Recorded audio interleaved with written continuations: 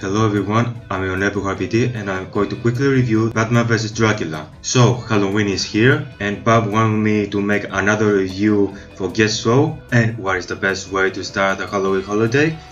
By looking at a movie with Batman fighting Dracula. Bear with me, it doesn't sound as stupid as you think. So, this is a 2005 TV Batman movie based on the TV show The Batman. I remember watching the Batman show when I was a teenager, and I have watched the movie 2 years ago, or maybe 3. The Batman series wasn't the best Batman cartoon ever made, but it was really enjoyable and I enjoy it. And for what I've heard, when it first came out, a lot of people hated it. Well, okay, the Batman has some serious problems, but I don't think it deserved this much of hate when it first came out. In my opinion, the Batman series has managed to make things better than the other Batman cartoons, which I will talk about some of those things in my review, but for the others is for another time. Okay, enough of that, let's talk about the movie. And what's the story of this movie? Well, if the title doesn't give it away, it's about, well, Batman fighting Dracula. Well, okay, Batman doesn't fight Dracula until in the middle and at the very end.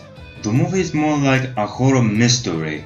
When Dracula rises from his grave and he sees vengeance against the humanity, and Batman tries to figure out what is going on in the Gotham City and try to defeat Dracula. Okay, let's talk about the good stuff first. For one, the animation is very good. Especially the movements and the action is a little better from what he was in the series. The story was very good by having a ridiculous plot with Batman fighting Dracula. The voice acting was very good. But by far, the best part about this movie is the writing and the characters.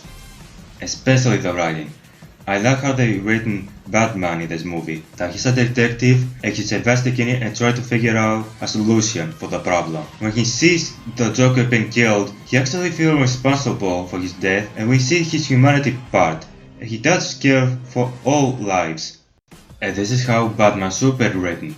Not a complete moron what Christopher Nolan did in The Dark Knight Rises, and not a moronic, psychopathic jackass for what Zack Snyder did in Batman vs Superman. Alfred was very good in this movie, and Vicky Vale as Bruce Wayne, romantic interest number 100, was also very good. And as for the main villain of this movie, Dracula, he was very good, and I honestly believe that he was a threat for Batman, and he was a very difficult opponent for Batman. But the best part of this movie is the Joker. One of the things that I think the Batman series has done a little better is this version of Joker. In my opinion, this is one of the best versions of the Joker. His design is awesome, he's a really good fighter, he's one of the funniest. I basically love this character. But what makes it even better, when he's been beaten by the Dracula, they push the character from 10 to 11. He's way funnier and really scary. Also, 2 more things. When a character is getting hurt, you really feel that he's getting hurt.